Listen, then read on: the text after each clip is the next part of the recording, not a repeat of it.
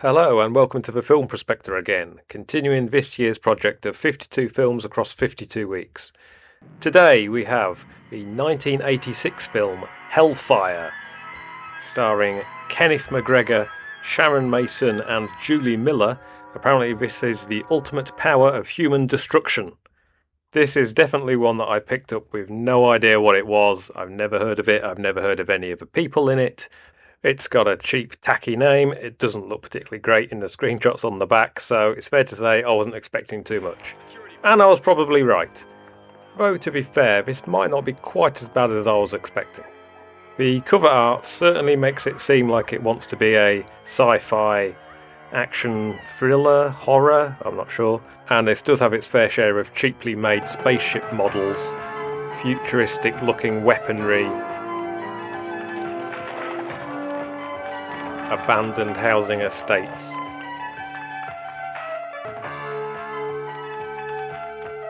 And 1980s computer graphics. But at its heart, this film is more of a neo-noir than a sci-fi action film. So, what's the plot? Hellfire is the fuel of the future here being 1997. It is mined in outer space, specifically one of the moons of Saturn. It's also seemingly very dangerous and controversial and has a number of people protesting against it, although the film doesn't really explain why. We open with that moon on Saturn being infiltrated by saboteurs and being blown up. But that's all the space action you're going to get as we move to the planet Earth for the rest of the film. More specifically New Jersey, or Nuke Jersey as it's referred to once. From here on, the plot gets a little bit convoluted.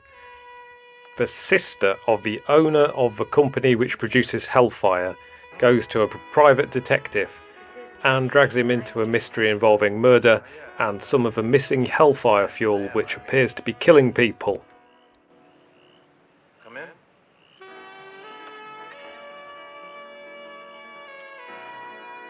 So the budget here was clearly pretty low.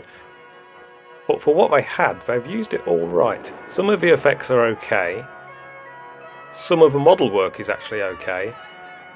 They do have a futuristic looking car which doesn't actually look like it's a prop, so I'm not sure where that's come from. There are a few nice shots, though it's mostly pretty average. The acting is mostly on the amateurish side, I'm afraid.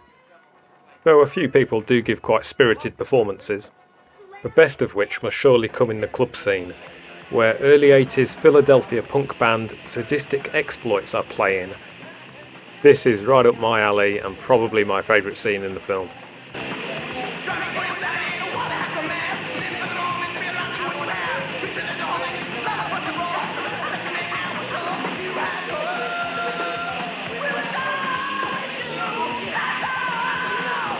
But there's plenty of other things in here to like as well.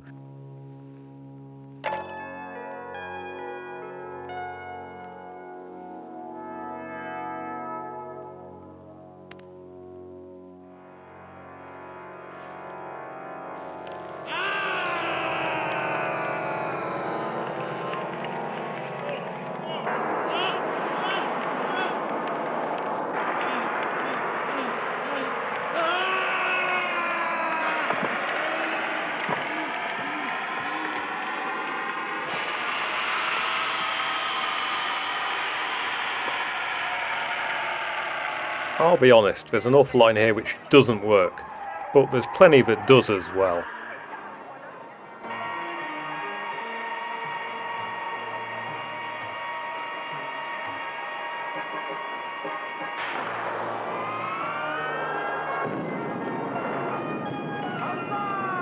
It comes in at under an hour and a half, and at no point was I really bored by it. My note when it finished was that this is a confusing, cheap, weird, fun, cool, crap film. And yeah, it's all of those things. Bobby, you missed. This DVD copy that I picked up somewhere along the line is from 2002. It is a Region 0 all-region disc, so you know that means it's going to be high quality. Though it does have special features in inverted commas, in that it does have a menu, it has 10 scene selections, and it has some movie stills. Though when you look at them, they're just random blurry shots from the film, so I'm not entirely sure what the point of those are.